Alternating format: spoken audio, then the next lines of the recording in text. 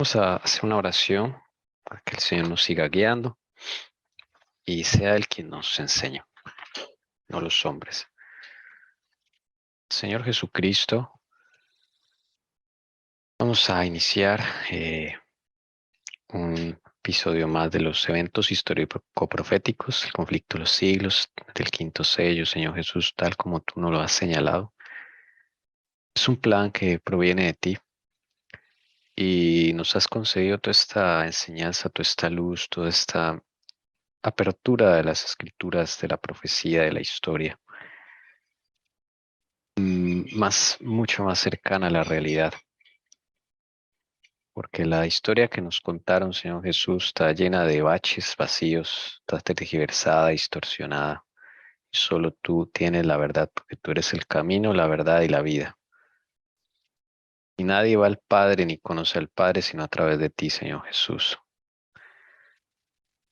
Te rogamos, por favor, nos acompañes en esta tarde y nos ayudes a tener un estudio en el cual podamos salir ricamente bendecidos.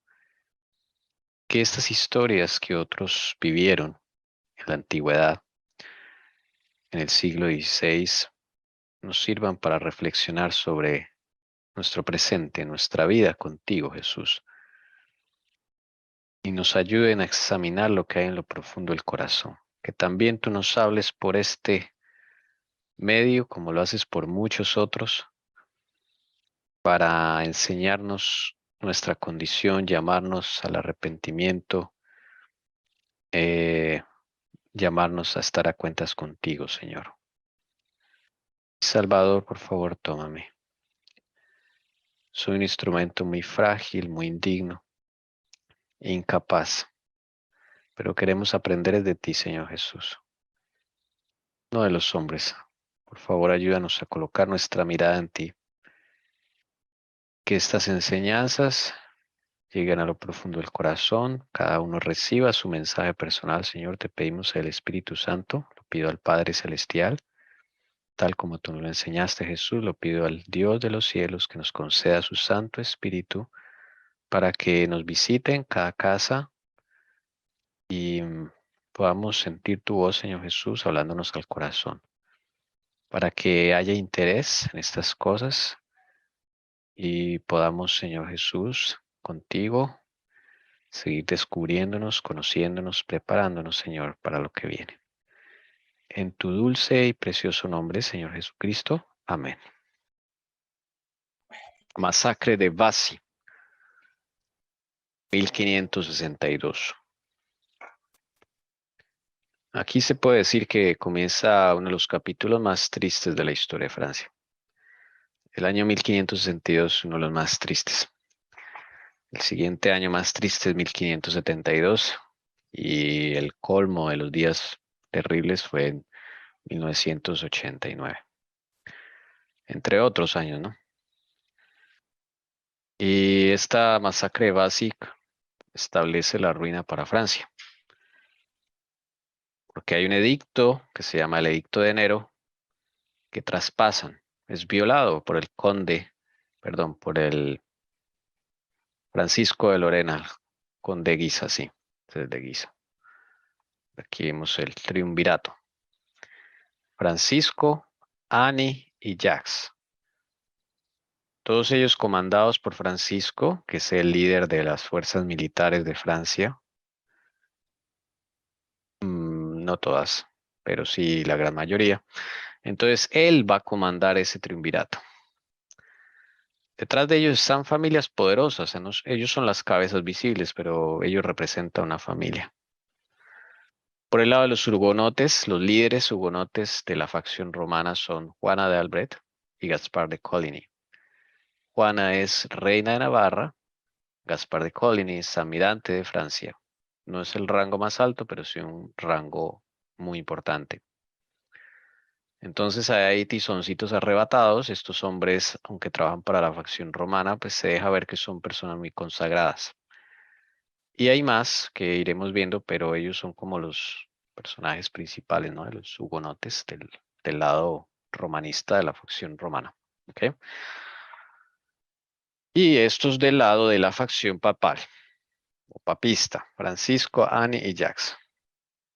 ¿Ok? O sea, ahí están las dos facciones, así, eh, plenamente identificadas, digámoslo, por lo menos de los que se dejan ver que son bien firmes en sus decisiones, ¿no? Entonces, estos trabajan para la facción romana y estos para la facción papista. ¿Ok? En medio de eso está el pueblo de Dios y el pueblo de Dios está por aquí, por estos laditos de la facción romana, no queriendo decir que en esta facción papista no haya también personas sinceras. Ojo con eso, ¿no? No por el hecho de que alguien sea de la facción papista, entonces ya lo podemos considerar perdido, hijo de Satanás, hijo de las tinieblas. No podemos decir eso, solo lo sabe el Señor. Como tampoco en la facción romana, podemos decir que por ser de la facción romana, entonces ya es una almita de Dios, es un hermano de la iglesia y lo vamos a ver en el cielo. ¿Sí me entienden? O sea, no podemos decir ninguna de las dos cosas. ¿Vemos los frutos? Lo que el Señor deja de testimonio, sí.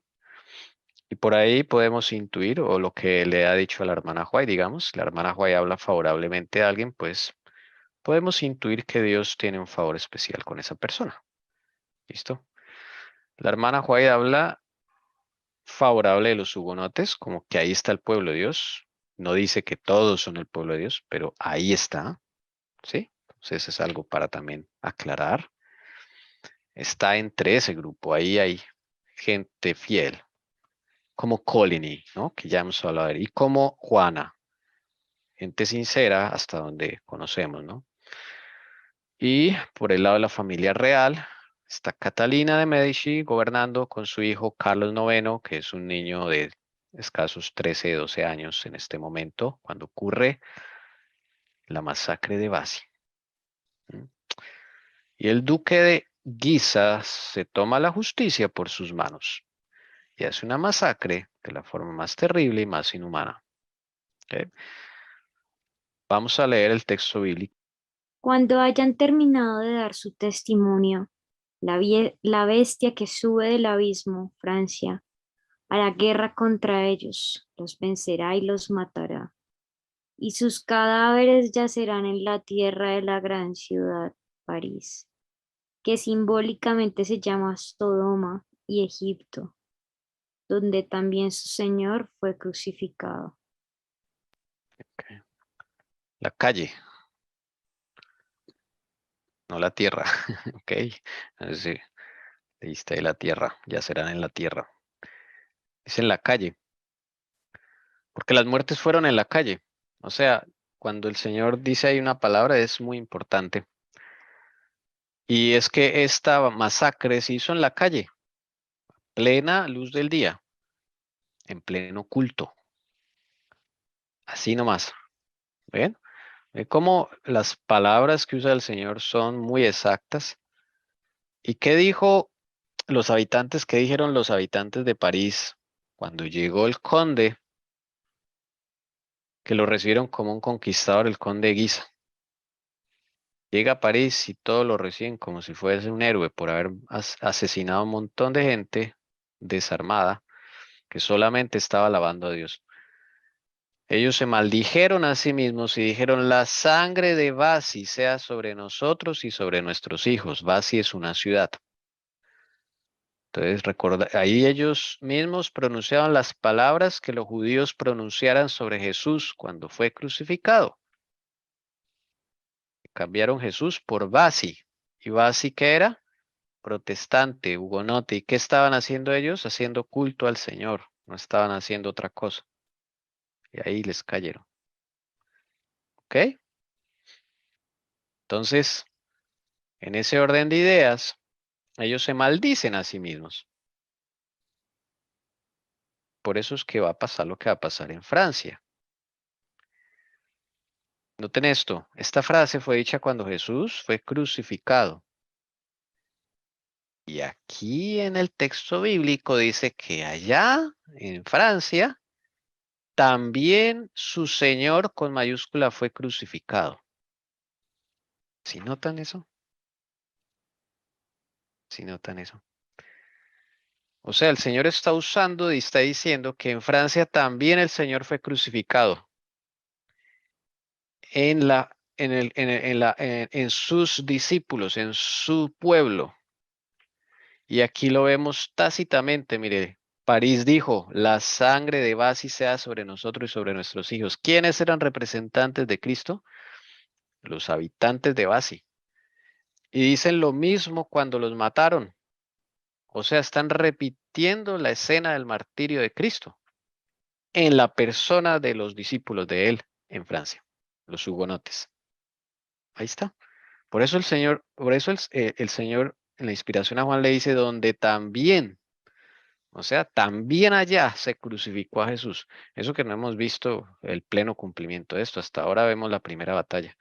Y vemos cómo se empieza a aparecer, subrayarlo un colorcito más noble, listo. Cómo se empieza a aparecer esta historia con el martirio de Cristo. En muchos sentidos se va a aparecer. Aquí ya vemos la primera señal de que también Cristo fue crucificado ahí, en la persona de sus mártires, de sus discípulos. Bueno, bien, vamos entonces a continuar. ¿Qué Bueno, más pasó? en pocas semanas, las terribles escenas de Basi se repitieron en otras ciudades de Francia. En París, en Senlis, en Meaux, ¿se dice? Dice En mu, ¿cómo? mu. Así Mou, en Mou, en Amiens, en Chalon, en Tours, en Toulouse y en muchas otras ciudades. La turba fanática se levantó sobre los protestantes y los masacró, saqueando y quemando sus viviendas. Mientras tanto, las campanas de la catedral repicaban y el pueblo cantaba canciones de triunfo en las calles. En Tours, encerraron a 300 protestantes en su iglesia, donde los mantuvieron 3 días sin comer y luego los sacaron. Los ataron de 2 en 2, los llevaron al borde del río y los masacraron como a ovejas. Los niños eran vendidos por una corona cada uno. El presidente de Tours fue atado a 2 sauces y destripado vivo. Bueno, la violencia sigue en otras ciudades. ¿Ok? Mm, es triste ver cómo comienza, digamos, el pueblo católico, los prelados católicos a usar su mismo culto para anunciar estas masacres. Como dice acá, em, empezaron a quemar, a saquear y todo eso, y las campanas de la catedral repicaban, mientras el pueblo católico cantaba canciones de triunfo en las calles. ¿M? Se encerraron 300 protestantes, los mantuvieron 3 días sin comer. Eso fue en Tours, es como para ver la situación en otros lugares. Los llevan al borde del río, los masacran como ovejas. Y los niños se les perdonaba la vida, pero los vendían. ¿Ok? Entonces, los ríos Sena, el río Loira y el río Garona se llenaron de la sangre protestante. Literalmente se volvieron rojos de la sangre que corre por ahí. Todos los cuerpos los echaban al río. En Toulouse, las mismas escenas horribles se representaron a mayor escala. Esa ciudad contenía en ese momento entre 30.000 y 40.000 protestantes, magistrados, estudiantes y hombres de letras y refinados. Se tocó la campana en todas las iglesias. El campesinado de kilómetros a la redonda se levantó en masa. Los hugonotes se refugiaron en el Capitolio de Toulouse, donde fueron asediados y finalmente obligados a rendirse. A continuación se produjo una revuelta que terminó en la masacre de 3.000 y 4.000 protestantes. Otros más. Toulouse. ¿Ok? Eh, bueno, ustedes están leyendo, no necesito ponerme a comentar cada cosa. Es una masacre terrible. ¿Sí? 3.000 y 4.000 protestantes en Toulouse. Lo mismo, revueltas, persecución, masacre. Eso está bien duro esto. Y que ahí había gente de la nobleza, ¿no? Porque ya habíamos visto esta mañana que Entre los protestantes se habían adherido personas que habían sido estudiadas, otros que eran parte incluso del gobierno, la nobleza, personas que tenían bastante dinero, como dice ahí, hombres de letras y refinados, magistrados, estudiantes, entonces, tremendo, eso debió ser bien impactante. Sí, terrible eso. Ellos mismos están matando su propia nación. Imagínense, no solo en la parte más importante que es la parte espiritual, sino también se están clavando un cuchillo porque toda la fuerza de trabajo, los que están dando la riqueza en Francia, con lo cual viven las cortes y el gobierno, los están matando o ellos tienen que huir. Sí, sí nota. Entonces, ellos mismos están clavando su propio hueco, como dice. Hermana Jessica, por favor, siga aquí, querida esposa, si es tan amable. Dice, el duque de Guisa se dirigió ahora a Fontainebleau, a donde habían huido el rey y la reina madre, y los obligó a regresar a París. Catalina de Medici y su hijo estaban ahora totalmente en manos del duque, y cuando entraron en el castillo de Vincennes, a una milla de París, la reina tenía un rostro triste, sin poder evitar las lágrimas, y el joven rey lloraba como un niño, como si ambos hubieran sido llevados al cautiverio. El parlamento no fue menos complaciente. Su humilde oficio era registrar las órdenes de arrestos a instancias del duque. Estos edictos persecutorios se sucedieron con alarmante rapidez durante el terrible verano de 1562, que no hay año más triste en los anales franceses, ni siquiera exceptuando tal vez el horror sobresaliente de 1572, la masacre de San Bartolomé. O sea, es como que se estuvieran dando un golpe de estado, ¿no? Porque ahí la reina estaba huyendo. Guisa la cogió. A él, a su hijo y ellos usaban Fontainebleau. De hecho, creo que saqué una foto de Fontainebleau. ¿Qué es Fontainebleau? Porque ya lo hemos escuchado ahí solamente para que. ¿Dónde es que está Fontainebleau? Un segundo, hermano. Aquí está. Ahí dice que los obligó a regresar a París, ¿no? Guisa. Sí. Este es el castillo de Fontainebleau. Está a 1 hora de París. Este castillo se usaba para refugio cuando habían problemas en París, cuando habían revueltas, guerras civiles, etcétera. Sacaban a los reyes rápido y los protegían allí en ese castillo fortaleza, o sea, era un castillo de seguridad, por así decirlo. Entonces, Catalina y Carlos se refugiaron ahí en Fontainebleau, ¿ok? Lo que está diciendo. Entonces, el conde de Guisa fue allá a cogerlos y les dijo, ustedes se vuelven a París, allá al gobierno. Eso fue como lo que está sucediendo ahí, ¿sí? Quedó un poquito más claro. O sea, los cogió como gobierno rehén, o sea, él no se va a tomar el poder así, sino, o sea, aquí mando yo, pero ustedes sigan gobernando, algo así. Es lo que yo veo ahí. No sé si pronto hay otra opinión ahí, ¿no?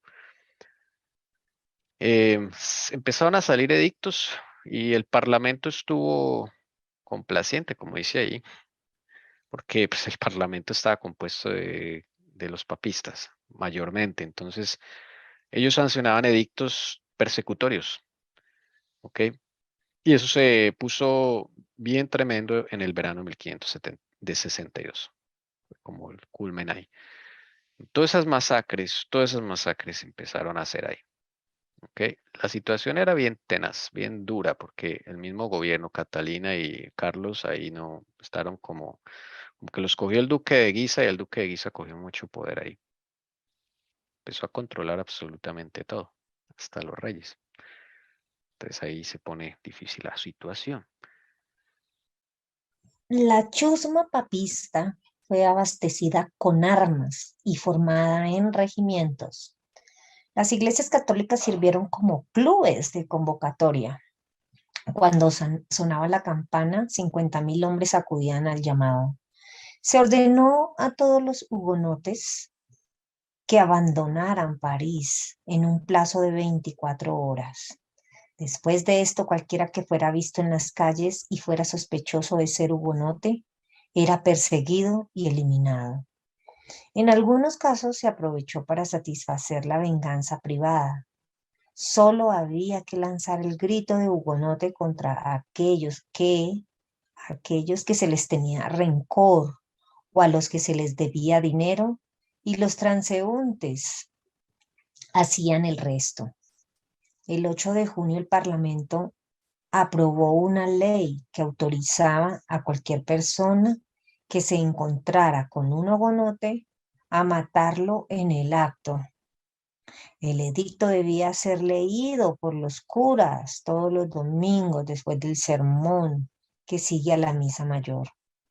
El campesinado se proveyó de guadañas, picas, machetes, cuchillos y otras armas crueles, y recorrió el país como si lo hubiera librado de bestias salvajes. Siguieron, ¿no? 24 horas se les dieron a los hugonotes para que pudieran salir de París. Esa fue la consigna. ¿Ok? París es la, digámoslo así, la parte más importante de Francia, ¿no? Como el símbolo más importante de Francia. Por eso en la profecía también se habla de la gran ciudad, ¿no? Entonces, por lo menos les dieron 24 horas. Pero también habían venganzas privadas. Entonces aprovechaban la situación para sacar ventaja. Entonces, si ese me debía plata, entonces yo decía, ese es hugonote y pum, lo acababan. O sea, se aprovechaban, era una cosa terrible. Eso se volvió una guerra civil, ¿ok? Una guerra civil terrible la que entró Francia en 1562. ¿Listo? Y la iglesia católica, pues que debería ser para pues, el culto de ellos, se convierte como en un lugar de promoción de estas cosas, ¿ok? Y los llamaban a la gente, entonces sonaba la campana de la iglesia y se iba allá y hasta 50.000 hombres acudían al llamado de las iglesias de París. ¿Para qué? Para planificar masacres, persecuciones. Muy triste lo que está pasando. Bueno, y entonces decimos, ¿y en dónde está el Señor? Que, Señor, ayúdanos, por favor. O sea, yo me imagino los clamores de las personas, ¿no? De los hugonotes ahí. Todo como que parece que no hay esperanza, ¿no? Entonces, pues ahí el Señor no va a dejar, desde luego, que eso termine así. ¿Se acuerdan de Coligny? Bueno, pues aquí viene una prueba dura para la familia de Coligny. Él es militar. Recuerden que él es militar, ¿no? Y pues, desde luego, él no está ya matando gente. Él es hugonote, ya declarado, pero es militar. Y tiene hombres, pero pues no tiene el poder de un gran ejército, desde luego. Bueno, vamos a ver entonces qué va a pasar aquí. Esto se pone tenso en la familia Coligny. Bueno, mientras Coligny, encerrado en su castillo de ¿qué? Chatillon. Chatillon, da vueltas a la cuestión de la guerra civil. Los acontecimientos la resolvían por él. Donde quiera que miraba, veía ciudades saqueadas, castillos en llamas y hombres y mujeres masacrados por miles. ¿Qué era esto sino una guerra civil? Las noticias de hoy eran siempre más tristes que las de ayer, y las noticias de mañana serían, según supuso, con demasiada seguridad, más tristes que las de hoy. Entonces, claro, Coligny está ahí como, ustedes saben, ¿no? Cuando uno empieza a sentir como esas cositas que le pone uno al Señor, ¿no? Esos impulsos, esas cosas, como ese celo, como Coligny, desde luego, era un hombre muy entregado al Señor, ya lo hemos visto, o sea, como frutos genuinos, vive la justificación por la fe. Recordemos que él conoce la palabra mientras está prisionero en las guerras españolas de Francia y España. Eh, Él conoce la escritura ahí y empieza una labor el Señor de conversión. Y entonces aquí, claro, están masacrando a los hugonotes. Él dice, pronto llegan a nuestro castillo, ¿sí? Entonces, ¿Qué vamos a hacer? Y ahí aparece alguien muy importante en la vida de Coligny, pues aparte del Señor Jesucristo, desde luego, la persona humana más importante para él, su esposa, hermanas. Pues miremos la esposa. ¿Qué va a decir la esposa frente a esto? Lo que Dios va a hacer con la esposa. La esposa se llama Charlotte. ¿Ok? El corazón de su esposa, la magnánima Charlotte Laval, se desgarraba de angustia al pensar en los sufrimientos que padecían sus hermanos y hermanas en la fe. Una noche despertó a su marido del sueño con sus lágrimas y sollozos. Nos acostamos aquí suavemente, mientras los cuerpos de nuestros hermanos, que son carne de nuestra carne y hueso de nuestro hueso, están algunos de ellos en mazmorras y otros yacen en los campos abiertos, siendo comida para perros y cuervos. Esta cama es una tumba para mí, ya que no están enterrados. ¿Podemos dormir en paz oyendo los últimos gemidos de nuestros hermanos? Querida esposa, ¿estás dispuesta a oír mi derrota? ¿A verme arrastrado a un cadalso y muerto por el verdugo común? ¿Estás dispuesta a ver nuestro nombre calumniado, nuestras haciendas confiscadas y nuestros hijos convertidos en mendigos? Querida esposa, tómate 3 semanas para pensar en estas cosas, y cuando os hayáis fortalecido contra ellas, saldré a perecer con mis hermanos. Para meditar. La esposa del Señor le pone, porque de uno no sale nada bueno, hermano, ¿sí? Ni de ustedes ni de mí. Le pone una, ¿cómo llamaríamos esto? No está en paz la señora. ¿Ok? Charlotte no está en paz. Ella escucha los gritos, todo. Él tampoco está en paz. Pero es que el hombre, miren, necesita el impulso de la mujer y Dios muchas veces va a usar a la mujer para darle ese impulso al hombre. Y usa a su esposa Charlotte y su esposa Charlotte le dice, mi amor, no puedo más. No puedo más. A lo lejos se escuchan gritos, gemidos, guerras. Se escucha los sonidos de la guerra y yo no puedo dormir más. Nuestros hermanos están siendo masacrados. Yo no puedo dormir en paz mientras ellos están ahí tirados en el piso, en las calles, como dice la profecía, que están siendo asesinados en las calles. Entonces, también se ve la parte, o sea, aquí es donde se ven los frutos de la comunión con Cristo, ¿sí? De la comunión con Cristo. Colin no sale, sí, mi amor, me voy, y sale, mejor dicho, a la guerra y con el orgullo encima y todo, no. Él sabe que su esposa, como mujer, es muy sensible, tiene más hormonas que hace que la parte emocional sea mucho más fuerte en ella, ¿sí? Como todas las mujeres. Entonces, pero él no echa en saco roto lo que dice su esposa. Se van a tomar 3 semanas, ¿ok? Pero lo que le dice Colin es, prepárate para lo que viene. Pregúntate si estás dispuesta a vivir lo que tenemos que vivir, a las consecuencias por esta elección que hacemos. Si yo me meto en esa guerra, ¿estás dispuesta a todo lo que te estoy diciendo? Nuestros hijos convertidos en mendigos, porque así es lo que estamos leyendo. Nos van a confiscar todo y nuestro nombre va a quedar calumniado. O sea, y yo tal vez termine muerto como mártir. ¿Tú estás preparada para eso, mi amor? Tómate 3 semanas. Y yo no me voy. Vamos a orar. Que el Señor nos muestre. Esa fue la decisión de los dos. Entonces, claro, esas 3 semanas fueron duras.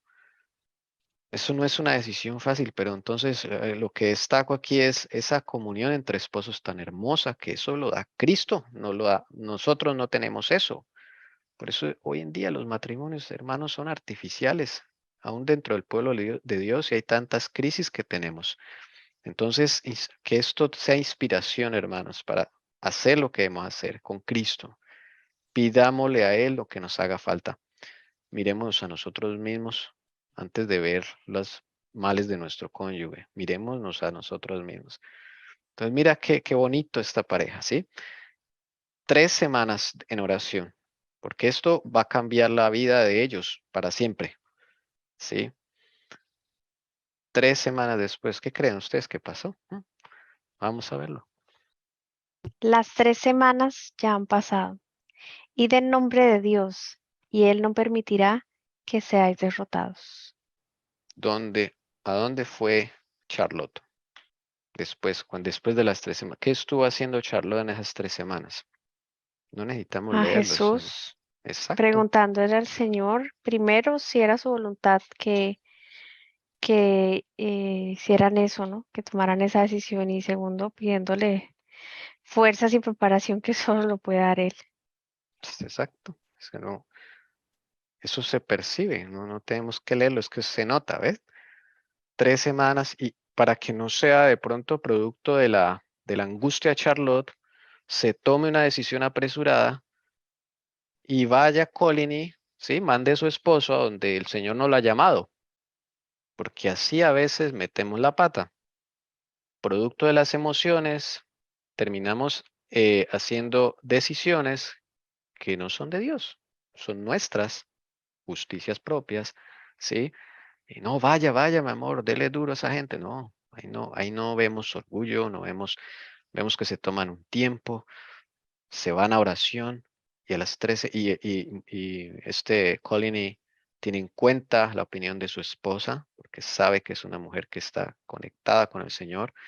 Ella a su vez encomienda a su esposo, ora por su esposo, y después de las 3 semanas, cuando ya pasa la angustia, la emoción, está segura. Dios le pone eso en el corazón, le dice, ir en nombre de Dios y Él no permitirá que seáis derrotados. Pero mire lo que le dice, tienes que irte, pero en nombre de quién? De Dios. Si te vas en nombre de Dios, Él no va a permitir que sea derrotado. Mire que ahí tampoco le está diciendo que no lo van a matar, ¿no? Tampoco le está diciendo eso. Pero una cosa es que lo maten y otra cosa es que lo derroten. Son cosas muy diferentes. El hecho de, si de pronto lo matan a él, no quiere decir que lo derrotaron. Ella está hablando es en nombre de Dios. Él puede morir, pero resucitar en el día final. ¿Mm? Eso es más importante, mucho más importante que la vida. Por eso ahí se cumplen las palabras del Señor Jesús. El que ame su vida la perderá, mas el que la pierda por causa de mi nombre ganará la vida eterna. Maravillosa enseñanza, hermanos, esto que podemos percibir aquí de esta familia. ¿Puedo opinar algo? Por favor.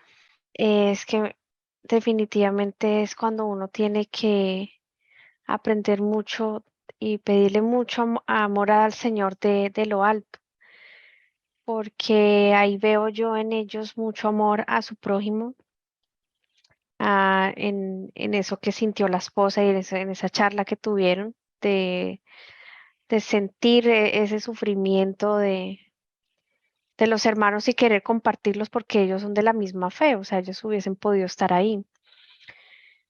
Y el, también como el amor que tienen los dos, están unidos con Jesús definitivamente, el cuidado que tienen el uno al otro. Y eso nos enseña y nos hace pedir al Señor para nosotros mismos eso, porque no sabemos amar a nuestro prójimo, y a veces el Señor también pone amor en nuestro prójimo, pero nosotros no lo valoramos y no lo vemos. Entonces es una cosa muy hermosa como el Señor pone ese amor. Amén. Tenemos que pedir amor de lo alto para poder llegar a tener estas familias así. Y en estas circunstancias difíciles es donde se nota la comunión que has tenido con Cristo. Ahí se va a notar cuando venga lo que tenga que venir a Colombia, la hambruna, todo lo que ya el Señor nos ha revelado. Es ahí donde se va a notar las horas que pasaste con Jesús, el tiempo, el día, todos los días que pasaste con Jesús. Pero también se van a notar las falencias. Lo que no hiciste se va a notar. Se va a traducir en pánico, en miedo, en terror, en todas esas cosas. ¿Ven? Entonces, esta historia de Colin y su esposa, hermanos, que sea inspiración para nuestras familias, para nosotros mismos, ya sean que estén casados o no, es una gran lección. Pero bueno, Colin y se va entonces, ya recibió como la señal de Dios que era la aprobación de su esposa. Y él se va, él es militar, y un militar está preparado para morir en la guerra. pero él está preparado para morir en caso de que Jesucristo lo llame a ser mártir. Eso es diferente. Entonces, él no es el líder del ejército. El líder del ejército lo vamos a ver a continuación. ¿Ok? O sea, él va a quedar bajo el mando de otro hombre que es el líder de los hugonotes en la parte militar. Habiendo resuelto los jefes protestantes a retomar el control que el triunvirato había echado abajo, el príncipe de Condé se dio el primer golpe enviando al hermano de Coligny de Andelot con 5.000 hombres para hacerse dueño de Orleans. Ok. Bien, este es el jefe de los hugonotes, no es el jefe militar. Coligny queda bajo las órdenes de él. Él envía al hermano de Coligny, el hermano de Coligny también está ahí, con 5.000 hombres para la ciudad de Orleans. Orleans es un punto muy importante en Francia, es como la capital hugonote en ese momento, ¿ok? Para guardar Orleans. Y París es la capital católica, ¿ok? Entonces, ahí están las dos facciones, ¿sí? Orleans, facción romanista, París, facción papista. Ahí están las dos. Entonces, cada una tiene como su centro ahí, su capital, y van a resguardar entonces Orleans, el primer movimiento táctico de la guerra. ¿Ok? Bien. Dice, pocos días después, 2 de abril de 1562, el príncipe de Condé, en la persona en esa ciudad, en medio de las aclamaciones de los habitantes que le acompañaron por las calles cantando grandiosamente el Salmo 124 en metro de Marot, y que el admirante Collins, al llegar al cuartel general, encontró una brillante asamblea reunida en torno a Condé.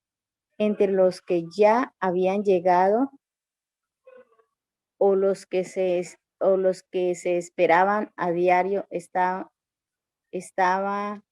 Antonio de Croix, príncipe de Perclán, aunque emparentado con la casa de Lorena.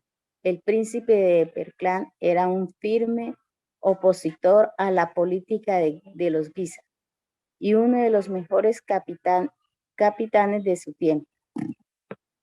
Bien. Entonces, Condé, acordémonos, Condé, cuando dicen Condé, se refiere a Luis de Borbón, de la familia Borbón, facción romanista, él es el líder militar. Ellos juntan como lo que está pasando ahora, ¿sí? En Estados Unidos, que los militares están divididos. Unos están con una facción, otros con la otra. Eso está sucediendo hoy en día en Estados Unidos. Aquí está sucediendo en el siglo XVI con este hombre. El ejército está dividido. Desde luego, en ese momento, la mayoría del ejército estaba con la facción papista, con Lorena, ¿sí? Con Francisco, el conde de Guisa, con la familia Guisa, ¿sí? Pero habían también hombres que quedaban, que habían sido convertidos a la fe, unos convertidos, otros pagos, pero bueno, un ejército que lograron reunir ahí. No es comparable con el gran ejército que tiene el duque tiene la mayoría. ¿Listo? Él es Condé. Entonces, cuando escuchemos Condé, es el líder del ejército. ¿Listo? Bueno, entonces ellos empiezan a cantar el Salmo 124, van a empezar a pelear. No esperen que esta batalla sea como la de Bohemia, donde nadie moría, o la de las guerras bíblicas. No, aquí ellos también necesitan ser purificados y va a ser muy difícil esta guerra. Entonces, también hay otro hombre, Antonio de Croix, es como por nombrar algunos líderes por ahí, porque de pronto tienen alguna incidencia después y bueno, los podemos referenciar. Era un firme opositor a los Guisa, ¿ok? Este hombre. Y era de la misma casa de él. Es una cosa bien complicada, porque entre las mismas familias se pelean ellos. Y resulta unos trabajando para la facción contraria solo por peleas internas entre las familias. Eso también ocurre, es posible. ¿Listo? Y otro personaje que vamos a ver también junto a Coligny, Condé y este personaje van a, pues, a pelear. Dice, no menos considerable fue Gabriel, conde de Montgomery, también del grupo que rodeaba al príncipe. Su valor, su prudencia y su sagacidad le permitieron, a falta de grandes propiedades o conexiones familiares, mantener el crédito del partido protestante y el brillo de las armas. Fue de su mano que Enrique II había recibido su golpe de muerte en el torneo fatal, tal fatal final para Montgomery como para Enrique, ya que Catalina de Medici nunca le perdonó el desafortunado accidente de matar a su marido. ¿Se acuerdan el esposo de Catalina Medici que murió en un torneo de justas? Esos caballos con esas lanzas grandes y que Sí. por accidente, entre comillas, yo no sé si realmente fue accidente, pero bueno, eso dice la historia, murió el rey. Pues este fue el que hizo esa gracia. De hecho, Catalina no le cae muy bien. Pero acá se nota que son todos de la misma facción o por lo menos están trabajando para la facción romana. Entonces, este conde de Montgomery, pues no tiene grandes títulos, propiedades, no es así tan prominente, digamos, en riqueza, pero como dice acá, valor, prudencia y sagacidad. Y él va a tener una parte también ahí, entonces, ese es el ejército, digamos, los líderes, quiero decir, los líderes del ejército hugonote. Eh, Porque ahí va a empezar la guerra de los hugonotes, las guerras de los hugonotes, o lo que se conoce en la historia como las guerras religiosas de Francia. Son tres guerras, ¿ok? Tres guerras muy rápidas que van a suceder en este periodo. Bien, listo. Vamos a seguir leyendo si hay alguna pregunta. Dice, en general, toda Francia al sur del río Loira se declaró a favor de la causa protestante. Todas las grandes, Tours, Poitiers, Pougers, Nismes, Montauban, Valence, Lyon, Toulouse, Burdeos, abrieron sus puertas a los soldados de Conde y se unieron cordialmente a su estandarte, al igual que los castillos fortificados de Languedoc y Dauphin. En el norte, Normandía, con sus ciudades y castillos, se declaró del lado de las ciudades y provincias que acabamos de enumerar, y estas eran las más pobladas y florecientes de Francia. Eran estas partes donde la Reforma había echado sus raíces más profundamente, y de ahí la unanimidad y presteza con la que sus habitantes se inscribieron en el bando protestante. Esta es Francia, el mapa. Esto que está en rojo es el río Loira, ¿ok? Este río de acá, el río Loira. Subrayarlo aquí. Y lo que queda al sur de ese río, por debajo de ese río, todo eso es protestante, todo es hugonote, ¿ok? Y tienen un aliado en el norte, que es Normandía, famosa esa playa por la Segunda Guerra Mundial. Aquí, en esta costa que estoy señalando, ellos se declararon a favor de los hugonotes. De hecho, es un pasito ahí llegar a Inglaterra y recordemos que ahí está la reina Isabel en ese momento gobernando. Entonces, ese es como los bandos. El resto de Francia es papista. Entonces, los de la facción romana se ubican al sur de Francia, de todo lo que es del río Loira para abajo, con un aliado en Normandía.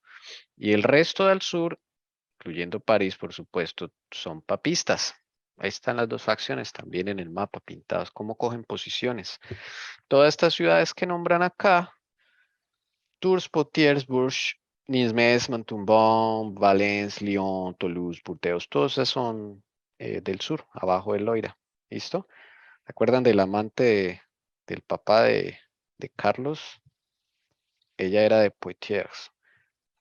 Cosa irónica en la vida, es una ciudad protestante. Ella era atea. Bueno, así son las cosas. Bien, esa es la situación. Y ahí se arma la guerra, hermanos. Son tres guerras rápidas, se llaman las guerras hugonotes. Vamos a ver la primera. Brevemente, hoy vemos solo la primera y el otro sábado, si Dios quiere, vemos rápidamente la segunda y la tercera. O sea, esas guerras son como ¿cómo podríamos decir? Es como la antesala a la Revolución Francesa. Por la Revolución Francesa van a pagar los que persiguieron al pueblo de Dios. La Revolución Francesa, gracias a Dios, ya no es contra el pueblo de Dios, sino contra los que persiguieron al pueblo de Dios. Entonces, para que veamos cómo es la justicia del Señor también. Bueno, ¿hasta ahí alguna pregunta? ¿Vamos bien? No, que pensaba el Tours, ¿no? Cuando dice Tours de Francia, yo pensé que era tour por el hecho de que recorrían grandes distancias y andaban de un lugar para otro, pero ahora me di cuenta que Sí, hay una provincia o algo así que se una llama ciudad. Tours, una ciudad. Una Ah, ciudad que se bueno, llama Tours. Sí, sí, pero no listo, tiene que ver con el Tour de Francia. Es el nombre de la ciudad. Tours, sí, listo. señora. Bien. Entonces, vamos a seguir leyendo. Y si nos quiere ayudar, hermana María Doris, pues también bienvenida. Vamos a ver. Listo, Listo. hermano. Ya le coloco aquí, ya le coloqué la diapositiva. Dice, fueron, no sé, un nombre como tan raro, triunviros. Los triunviros son estos tres. Ajá, Los triunvirus, de triunvirato. Bueno, son palabras que. como de reinato, ¿verdad? Sí, el reinado de los tres. Como Ah, para que. bueno, fueron los triunvirus los que dieron el siguiente paso en la campaña, resolviendo atacar Rouen. Dueños de esta ciudad, los hugonotes, como hemos dicho, tenían las llaves del río Sena y habiendo cortado los suministros de París, los triunvirus estaban muy alarmados, pues era difícil saber cuánto tiempo el fanatismo y la lealtad de los parisinos resistirían las aleccionadoras influencias del hambre. El río Sena debía mantenerse abierto a toda costa. El gobierno, además, no estaba libre del temor de que la reina de Inglaterra enviara tropas a Normandía y ocupara esa provincia con la ayuda de los hugonotes. Si esto ocurriera, el propio París estaría en peligro. En consecuencia, el duque de Guisa fue enviado con su ejército para sitiar Rouen. La cosa se pone difícil. En Rouen va a ser la batalla se va a desatar acá en Rouen. Porque los de la facción romana saben que por ahí van los suministros a París a través del río Sena. París la atraviesa un río muy bonito y se llama el río Sena, pero pues lo que mucha gente a veces ni sabe es que por ese río corrió mucha cantidad de sangre, ¿ok? Entonces en ese río ellos cortan el suministro, no pasa ninguna mercancía, no pasan barcos, no pasa comida a París. Entonces ahí se va a armar el conflicto, ¿ok? Y desde luego, si en Normandía le da a la reina Isabel por ayudarlos, aquí en Normandía, pues París va a estar en peligro. Y el que toma París toma Francia. Eso sí, siempre ha sido de esa forma. Por eso hasta la profecía dice las calles de aquella gran ciudad que es Sodoma y Egipto simbólicamente, es porque es muy importante París. El que toma París toma Francia. ¿Listo? Y entonces, esa es la situación. Rouen va a ser la ciudad donde se va a desatar el conflicto. El entusiasmo por la defensa se extendió a todos los rangos y a ambos sexos. Las hijas y las esposas de los ciudadanos soldados se apresuraron a llegar a las murallas y a pesar de los mortíferos disparos que caían a su alrededor, mantuvieron a sus padres y maridos provistos de municiones y armas. Mantendrían sus libertadores o morirían. La Libertades. ciudad, señor, Libertades, dice. Mantendrían sus libertades. o morirían. Sí, mantendrían sus libertades o morirían. La ciudad estaba bajo el mando del conde de Montgomery. perseguido por el implacable resentimiento de Catalina de Medici, había huido a Inglaterra, donde abrazó la religión reformada y donde volvió a Francia para ayudar a los hugonotes en su gran lucha. Era un general hábil y valiente, y sabiendo que no recibiría cuartel, estaba decidido a hacer de Rouen su tumba antes que rendirse. Entonces, Montgomery, este es el que le dio el lanzazo al rey Enrique II, el marido de Catalina de Medici, que lo mandó a la tumba por accidente, dicen, en las justas, en el torneo de las justas. ¿Ok? Él va a defender Rouen. Él dice, yo defiendo Rouen. Él conoció el Evangelio según dice ahí, lo conoció en Inglaterra cuando mató al rey y se fue, que dice, aquí me van a matar a mí. Entonces ahí es donde uno dice, bueno, eso como que no fue tan accidente, pero bueno, solo el Señor lo sabe. Entonces, él se vaya y conoce el Evangelio. Ahí abrazó la fe reformada. No sabemos si realmente es convertido o no. Bueno, solo el Señor lo sabe, pero está ayudando a los hugonotes. El hombre tiene experiencia en la guerra. Entonces, bueno, ¿cómo le va a ir allá en Rouen? Ah, también está el rey de Navarra. Hermana Ruth Yunda nos ayuda, por favor, a leer este, si es tan amable. Bueno, sí, señor. El rey de Navarra mandaba en el campamento realista. Los sitiadores asaltaron la ciudad no menos de 6 veces y cada vez fueron rechazados. Al final de la 5ª semana, una mina fue activada. Gran parte de la muralla quedó en ruinas y los soldados escalaron la brecha. Rouen fue tomada. Fue la primera en beber ese amargo cáliz que tantas ciudades de Francia tuvieron que apurar después. Durante toda una semana fue entregada a los soldados. Hicieron su placer en ella, y lo que fue ese placer se puede concebir sin que lo describamos. Cae Rowen. Eso no va a ser fácil, eso sí. Y nada les digo porque uno de pronto se hace ilusiones, pues como me pasó a mí leyendo esto y yo nada, que uno chasqueado. No, esto es duro. Entonces fue tomada Rowen, cae, intentaron 6 veces, en la 6ª abrieron un muro y finalmente cayeron. Faltó más oración. Bueno, no necesariamente también el Señor, pues, si Él decide también llevarse a sus hijos que están ahí ya no más sufrimiento, pues listo. Es decisión del Señor también, ¿no? Él tiene cuidado de su pueblo, eso sí, ténganlo por seguro. Siempre va a tener cuidado de su pueblo. Pero algo aquí triste. El campamento realista son los papistas. ¿Ok? Y el rey de Navarra, ¿se acuerdan quién es?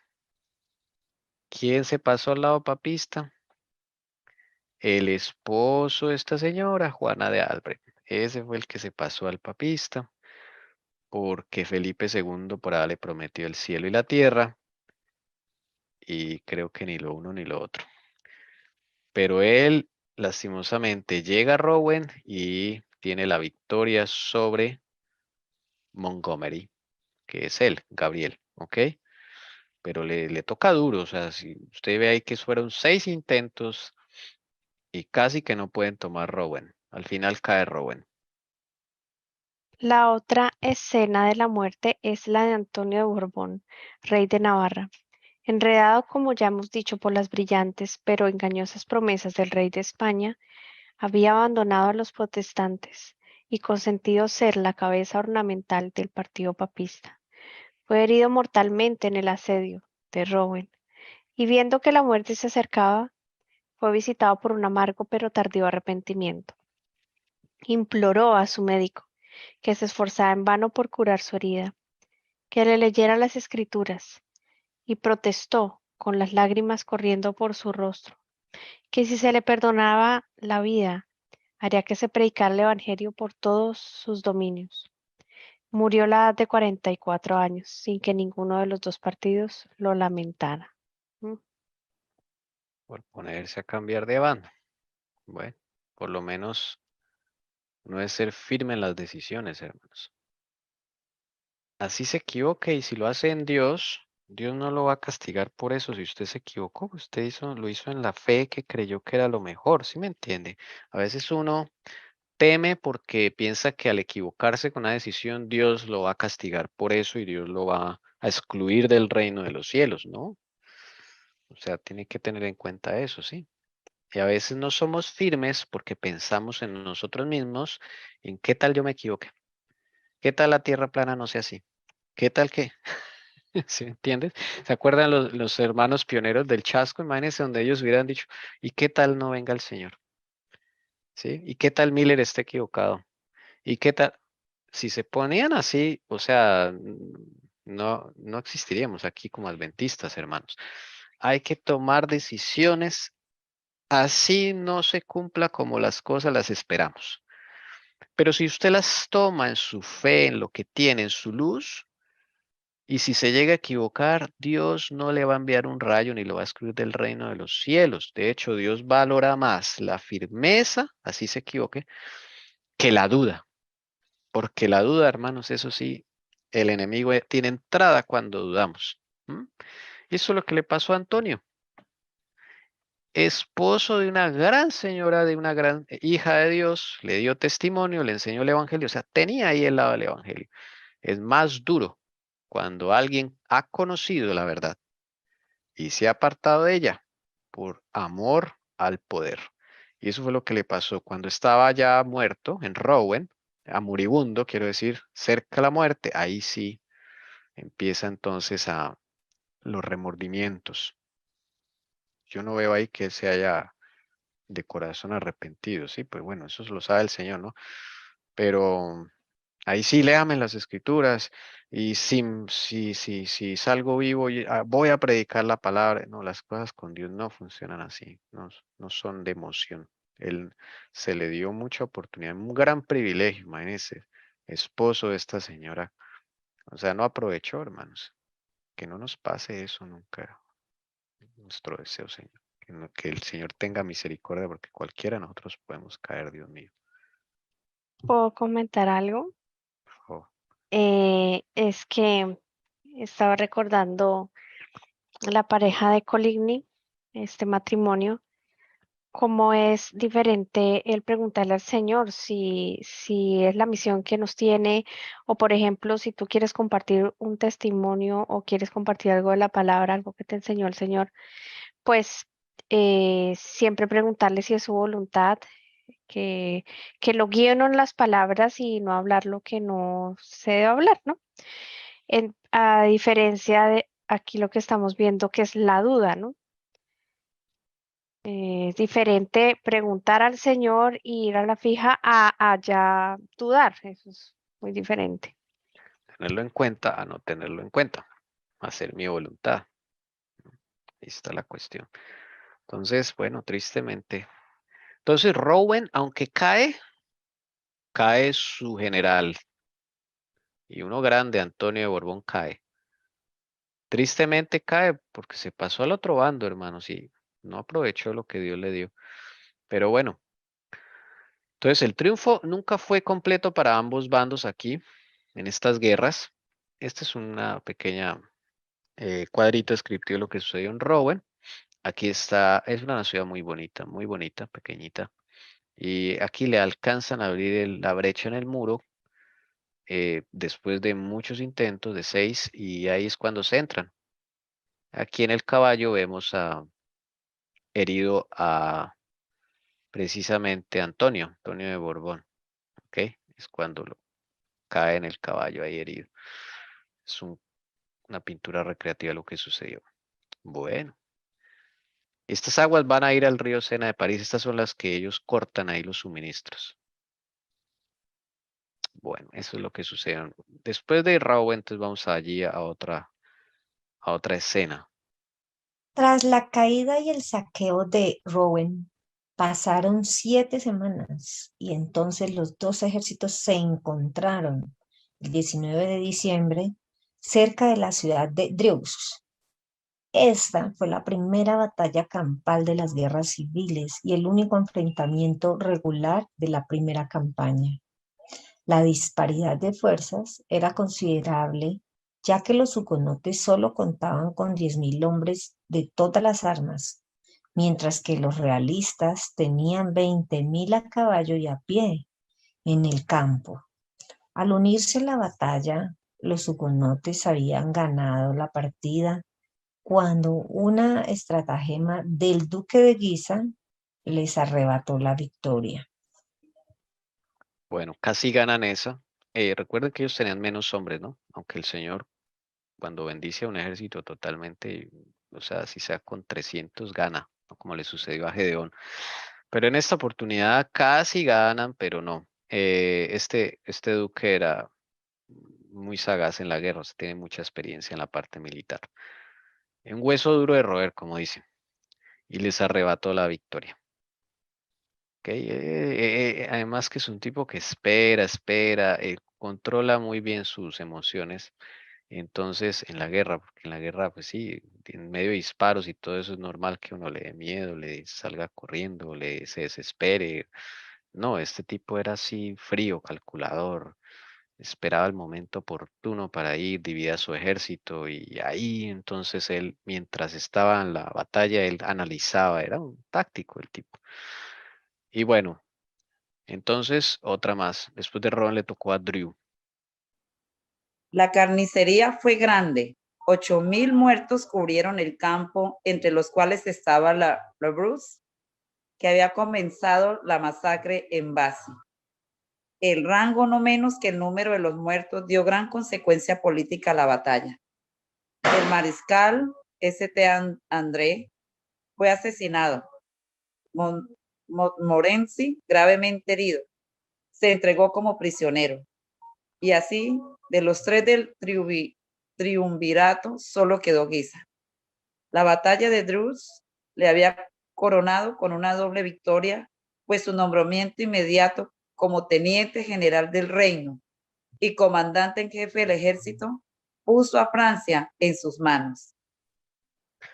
Este es un tipo de guerra en donde no se define muy bien el contrincante, pero silenciosamente van ganando los hugonotes, ¿sí? O sea, silenciosamente, porque si ustedes se ponen a ver, después del, o sea, Drew es tomada, Rowen es tomada, ¿sí?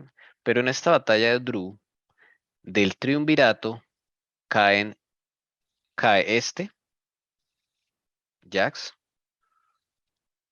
confirmar aquí, mire, Mariscal de San Andrés es Jack, ¿ok?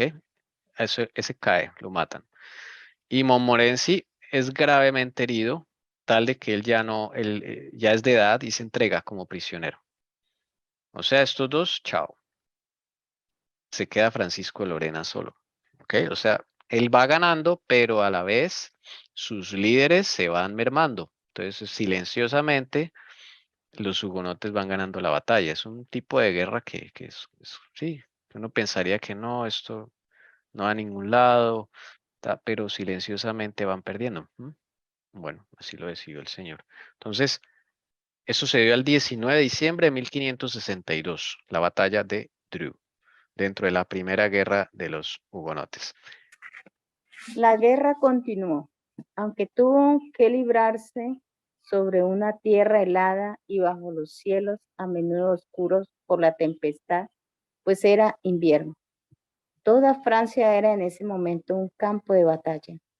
No había una provincia, ni siquiera una ciudad, en la que los católicos romanos y los hugonotes no estuvieran en armas unos contra otros. ¿Te se imagina algo así? Uy, Bueno, terrible.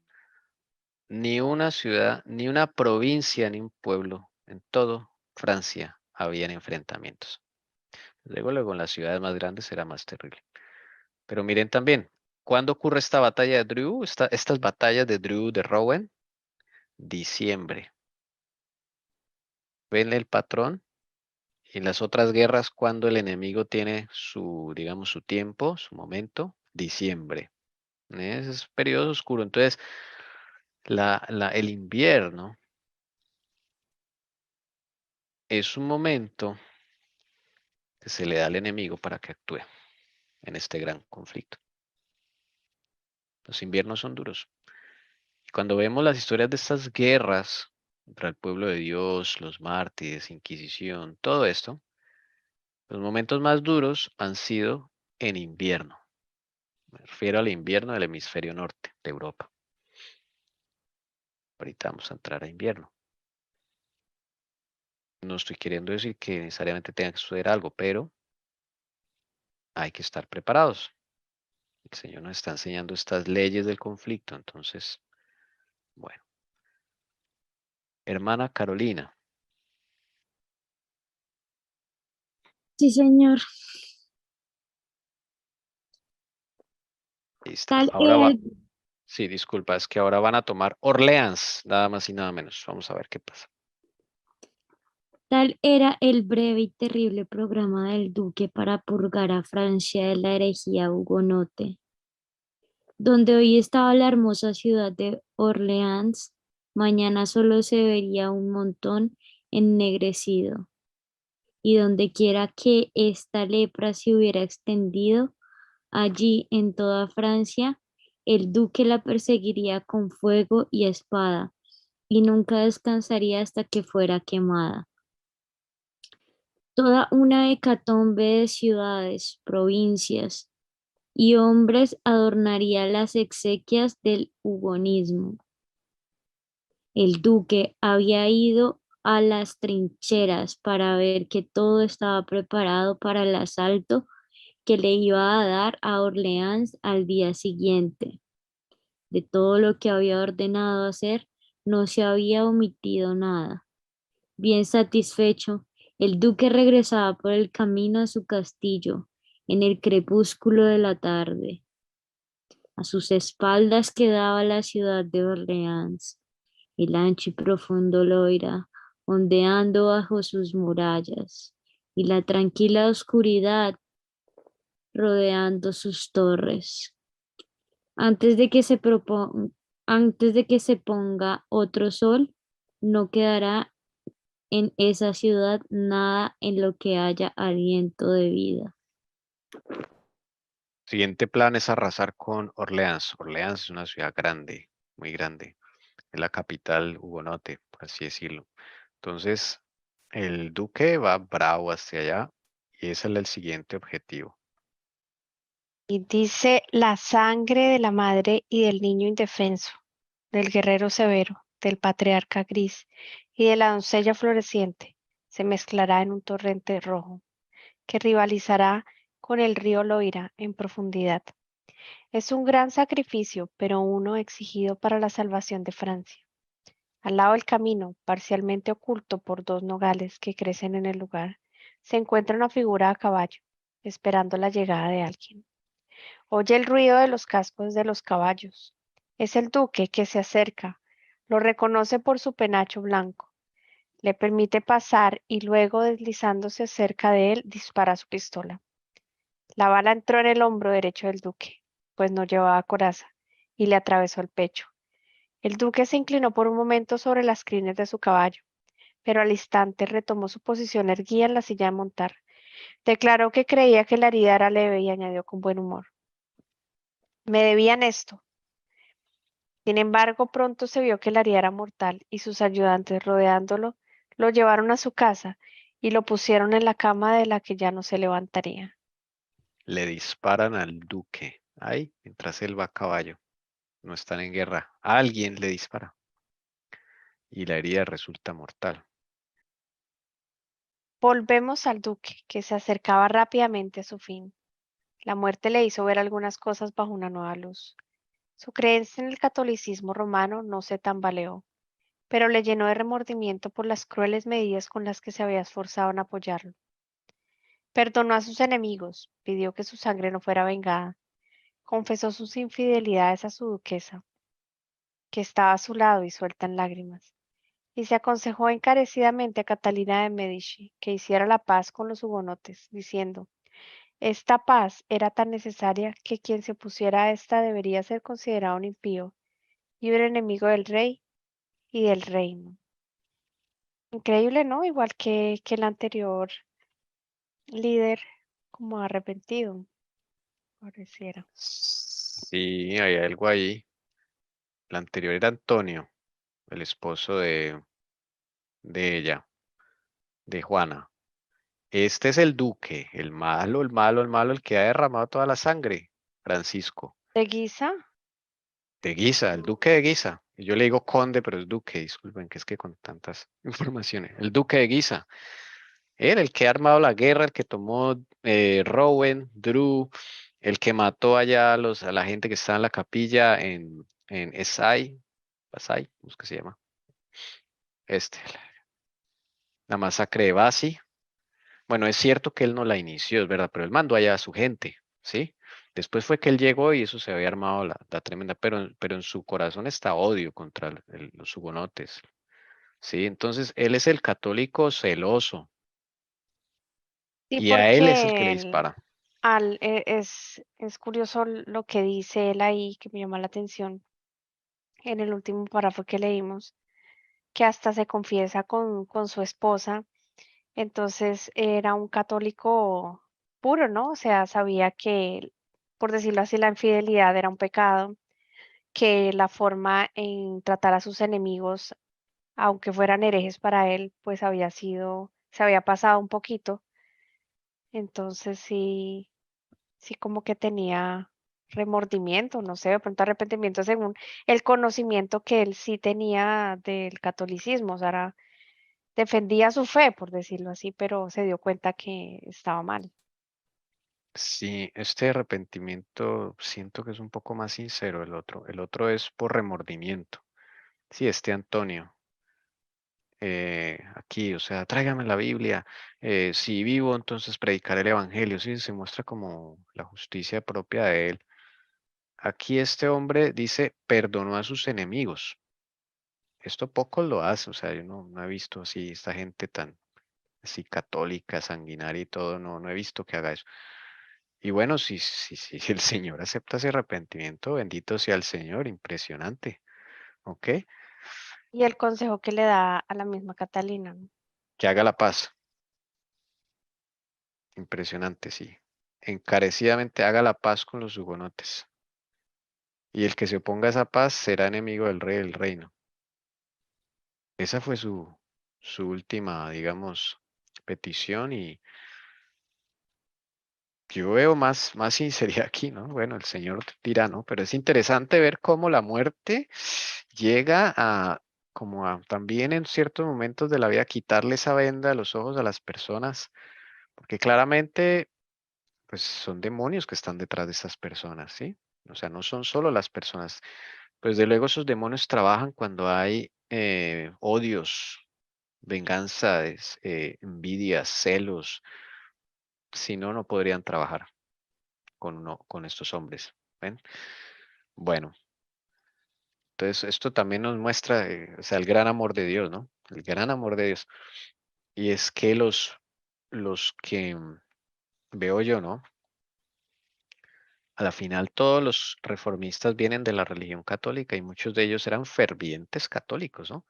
Y el mismo Pablo era ferviente fariseo, perseguidor y todo, pero cuando se convierten llegan a ser unos líderes inmensos en las manos del Señor. Entonces yo creo que el Señor también espera que se desarrolle el mal en estas personas, pero también es como dándoles oportunidad. Y es que una cosita ahí es cuando uno no se debe sentir mejor que una persona que para uno es un maligno, porque verdaderamente el corazón lo conoce Dios y verdaderamente nosotros aún no conocemos nuestro corazón y qué llegaríamos a hacer con ese poder, seríamos igual o peores. Entonces ahí es como siempre me acuerdo de Pablo, que es cuando el Señor llama, el Señor conoce el corazón, realmente la sinceridad y que hay oportunidad y lo puedes llamar y sería una persona súper para en las manos del Señor para su obra, o bueno, para Mm. su salvación. Sí, acaba de decir algo que me impactó mucho. El duque de Guisa era como Pablo antes de conocer a Jesús en su esfera, en su catolicismo. Él lo hacía porque quería salvar a Francia, según él, ¿no? Según él quería salvar a Francia. Entonces, él lo hace, sí, enceguecido y todo, pero El Señor también ve eso. Entonces, es muy fácil nosotros decir qué tipo tan sanguinario, tan malo, tan ruin, qué cosas que hace y todo eso, sí, pero es verdad, nosotros no podemos decir nada. Ay, Señor, bueno, increíble esto. Increíble. Entonces, a la final el Señor lo que quiere es salvar, y si este tipo se salva, o sea, increíble, maravilloso, para alabar al Señor. Bueno, no lo sabemos, ya lo sabremos en el día de la resurrección. Vamos a seguir, ya nos quedan las últimas 3 diapositivas y para concluir esta primera guerra hugonote. Vamos a pedirle a la hermana Lucy que nos ayude con la siguiente, luego la hermana María Doris y luego la hermana Ruth. ¿Listo? Las últimas 3. Hermana Lucy primero. La muerte del duque de Guisa puso el gobierno en manos de Catalina de Médici. Fue ahora cuando esta mujer, a la que la muerte parecía servir siempre, alcanzó la cumbre de sus deseos. Su hijo, Carlos IX, reinaba, pero la madre gobernaba. En presencia del féretro del duque, Catalina no se mostró indispuesta a la paz con los protestantes, pero era de su naturaleza obrar Si quieres, yo leo. Por favor. en el campo de batalla. La reina madre se apresuró a concluir las negociaciones de paz antes de que llegara Coligny, que podría no ser tan dócil como Condé.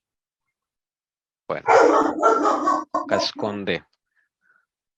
Bueno, es que se le fue un momentico el internet, hermanita, entonces, pero no importa. Aquí vamos a ver qué es lo que está pasando. Bueno, número 1, dice, la muerte del duque de Guisa, ¿a quién le favorece? Catalina, inmediatamente. ¿Ok? Ella está ahí trabajando para el bando, para la facción romana, y el duque de Guisa la tenía controlada, casi que cautiva. Entonces, por eso dice acá que esta mujer parecía que la muerte le servía, porque todos a su alrededor se morían, todos sus contrincantes. Entonces, dice acá que ella no se mostró indispuesta a la paz con los protestantes, pues ya la hemos visto que ella los favorecía, asistía hasta los cultos, les montó guardia para que tuvieran su culto, o sea, ella ahí estaba trabajando para la facción romanista. Entonces ella quiso hacer negociaciones, pero miren lo que pasa. Ella conoce a Coligny y entonces va a usar a Condé, que está en ese momento ahí cerca, ¿ok? En el Palacio del Louvre, con ella. Y le va a proponer la paz a Condé, pero antes de que llegue Coligny. Porque Coligny sí no se deja meter los dedos a la boca. Sí, él sabe que con él sí no se puede, sí, pero con Condé sí lo puede manipular ahí, arreglemos algo, ¿ok? Pues miren lo que ella hace, ¿ok? Las negociaciones antes de que llegue Coligny. Esa es la estrategia de ella. Bueno, pues, ¿qué va a pasar? Leemos, dice la muerte. Perdón. El príncipe tuvo una conferencia con varios de los ministros protestantes que opinaron unánimemente que ninguna paz podía ser satisfactoria u honorable si no se restablecía sin restricciones ni modificaciones el edicto de enero que concedía a todos los reformados de Francia la libertad de culto público. Sin embargo, la reina madre y Condé arreglaron una pacificación de otro tipo. Acordaron un tratado cuyas principales disposiciones eran que los nobles tuvieran libertad para celebrar el culto reformado en sus castillos, que se concediera el mismo privilegio a algunos de los nobles y que se reservara un lugar en algunas ciudades solamente donde los protestantes pudieran reunirse para el culto. Hicieron un nuevo acuerdo, pero no era como el anterior donde podían hacer culto fuera de los muros de la ciudad. En este era más restringido, solamente en sus casas, no más. Afuera públicamente no se podía hacer culto, o sea, perdieron libertad. Y Condé va a aceptar, o sea, el Condé no sabe negociar, ¿sí? Entonces, recordemos, este es Condé, el líder de los hugonotes, ¿ok? Él es Montgomery, el que defendió allá la primera ciudad que vimos que fue Rouen. Y él es Coligny, que el Señor lo ha protegido y no ha muerto, como dijo la esposa, porque el Señor se lo dijo a la esposa y no ha muerto, no le ha pasado nada. En cambio, los demás, los enemigos, sí han muerto. Entonces, si ven que es una guerra engañosa, donde uno piensa que no ganó nadie, pero sí, sí, van ganando los hugonotes. Ok, entonces eso es lo que está pasando. Y aquí la van a aceptar. Ok, lastimosamente, Coligny no alcanza a llegar. Ok, no alcanza a llegar. Bien, y la hermana Rudyunda, ayúdenos con la última. Este acuerdo estaba muy lejos del edicto de enero, que no conocía ninguna restricción de clase o lugar en materia de culto. Este nuevo tratado, ahí que es que me tapa acá, hermano, un pedacito, No no, hizo nada. no hizo nada por los pastores, no hizo nada por el grueso del pueblo, salvo que no les impidió mantener las opiniones de sus propios pechos y celebrar tal vez su culto en sus propias chimeneas. Esta paz fue firmada por el rey en Amboise el 19 de abril de 1563. Se publicó ante el campamento de Orleans el día 22. Este edicto se denominó la pacificación de Amboise. Cuando el almirante Collins fue informado de ello, dijo indignado: este golpe de, este golpe de pluma ha arruinado más iglesias de las que nuestros enemigos podrían haber derribado en 10 años. Volviendo a marchas forzadas a Orleans con la esperanza de encontrar mejores condiciones, Collins llegó justo al día siguiente de la firma y sellado del tratado. No alcanzó a llegar Coligny. Hicieron Mm. este tratado. Este es el famoso, dice acá, la paz de Amboise, ¿ok? O la pacificación de Amboise. Amboise en francés. Vamos a decirlo en español. Amboise, ¿ok? 19 de abril de 1563. Y eso le da un respiro al pueblo del Señor. Le da un respiro a los hugonotes, le da un respiro a la facción romanista, pero también a la facción papista, porque ambos han salido pues con muchas bajas. Pero a la final, Coligny está bien, protegido. Y él no era del más alto rango, le tocó frentear, por así decirlo, echar espada y mosquete. Y ahí está Coligny.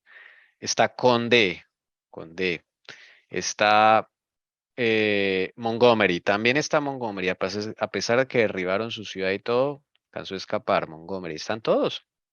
Entonces a la final, la primera guerra hugonote, pues mi concepto, pues va ganando los hugonotes. Este es un cuadro describiendo la paz de Amboise. Eso se hacían así como lo ven, en una isla. Aquí está Catalina, su hijo Carlos, al otro en una tienda. En la otra tienda están los líderes hugonotes, Condé. Y entonces, y los ejércitos están ahí a uno y otro lado por si las cosas se ponen graves. Entonces, ¡pum! Dispara alguna cosa. O sea, eso es tenso ese momento. Pero ya cuando se firma la paz y la firma de los dos, ya los ejércitos bajan armas y listo. La tierra de Francia descansa 4 años con este edicto de la sangre. Dios también da descansos en medio de tanta guerra y tanta sangre. El Señor da 4 años ahí. Claro, es tenso, porque aunque se firma la paz, es como la paz esas que nos venden en Colombia, ¿no? El tratado de paz y todas esas cosas, una paz que no es paz. Pero bueno, esta por lo menos cesa el baño de sangre tan terrible que está sucediendo. Y ahí quedamos, hermanos, pero las cosas no terminan ahí. Próximo sábado, con la ayuda del Señor, vamos a seguir con la segunda y tercera. Esa la podemos ver en una sesión. Y llegaremos a la tremenda masacre de San Bartolomé, que es, yo creo que es una de las más tremendas historias que podemos leer en la historia de Francia. No sé, alguna pregunta, algún comentario final. una reflexión. No, o sea que la de Bartolomé fue peor que la de, ¿cuál fue la otra? Bisi, así, ¿cómo se llama, De hermano? Basi, peor que la de ¿Basi? Basi. Sí. Basi. Oh, Y la de no. San Bartolomé, la que va a completar la profecía, esta profecía. ¿Mm? Ahí sí, mejor dicho, vamos a ver más ahí. Esa hay que verla bien, bien, bien, porque es tremenda esa masacre de San Bartolomé. Pero lo que leímos anteriormente decía que la de Basi era peor que la de San Bartolomé. Tal vez peor, pero no, yo creo que la de San Bartolomé es peor. Y esa es la que nombra a la hermana Juana en el conflicto de los siglos. Es peor la de San Bartolomé. Bueno, es que peor en el sentido de que, no, ya ustedes van a tener la oportunidad de comparar, ¿sí? Pero la de San Bartolomé es la de San Bartolomé, hermanos. Esa está registrada como una de las más terribles de toda la historia. De toda Pues la dicen que historia.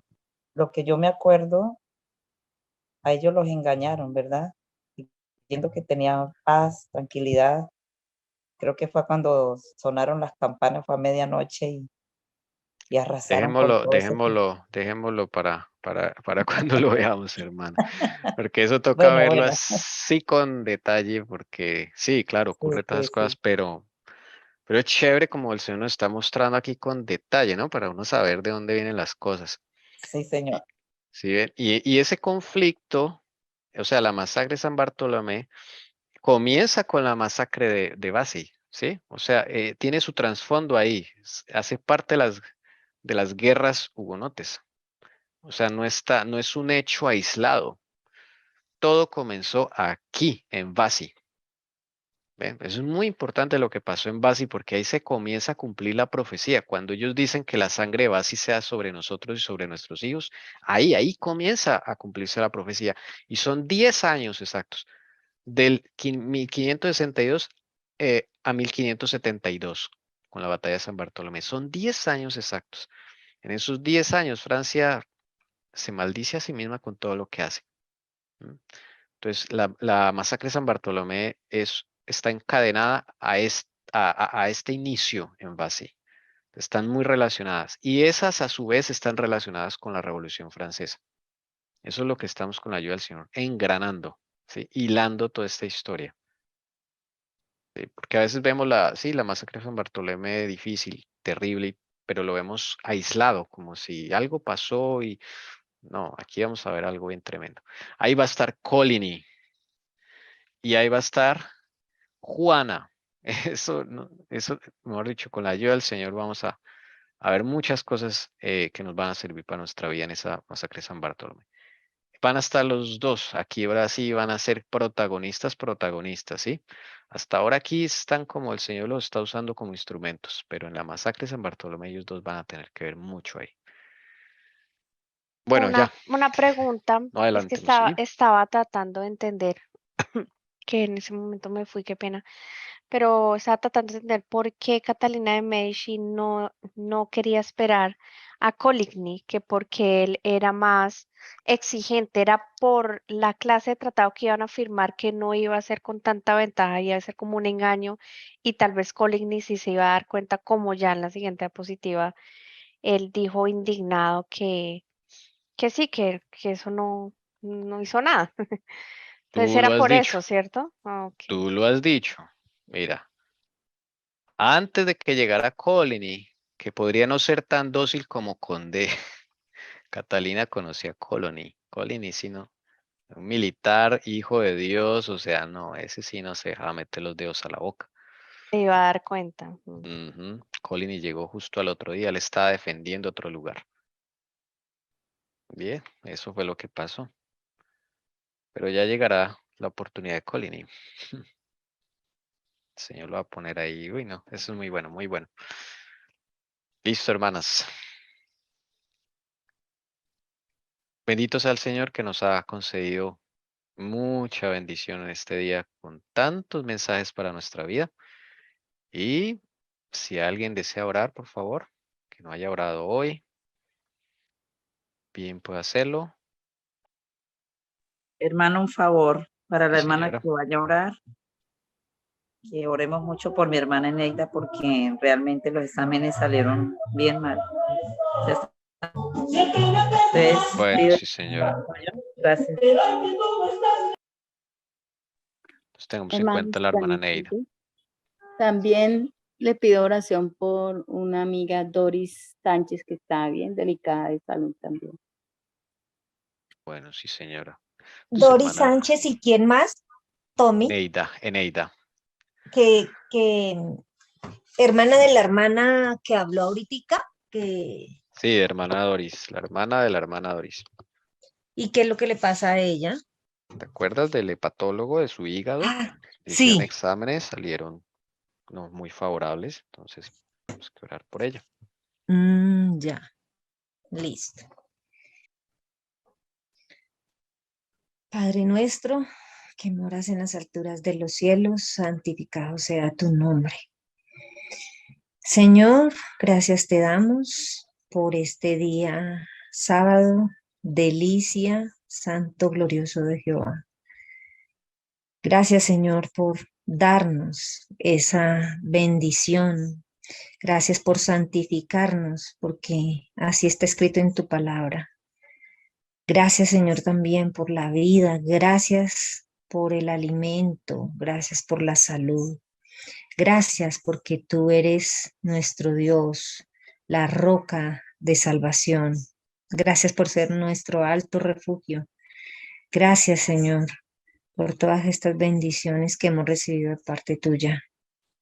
Ahora, Padre, queremos suplicar, Señor, por Eneida, por la hermana de la hermana Doris, para que, Señor, en el nombre de Jesucristo, sean, Señor, sanadas, sean restauradas, tú les muestres esta verdad de mejorar su dieta, de hacer cambios para que la bendición del Señor sea completa y al ser al 100%. Señor, en ti está el poder, hágase conforme a tu voluntad en estas dos personas y asimismo también por cada uno de los que estamos aquí presentes, que estamos clamando a ti en todas las peticiones que se han hecho también en esta mañana. Esperamos en ti, Señor, creemos que en ti, Señor, está la sanidad, el poder de ser transformados. Te pedimos tu bendición por esta nueva semana, Padre, para que tu Santo Espíritu guíe nuestros pasos, para que seas tú, Señor, sanando y cerrando toda herida que haya en nuestros corazones y para que, Señor, seamos verdaderos y fieles representantes de Jesucristo, nuestro máximo Rey, nuestro máximo capitán. Gracias, Padre, por todas estas bendiciones que nos has dado. En el nombre de Jesucristo, hágase conforme a tu voluntad. Amén.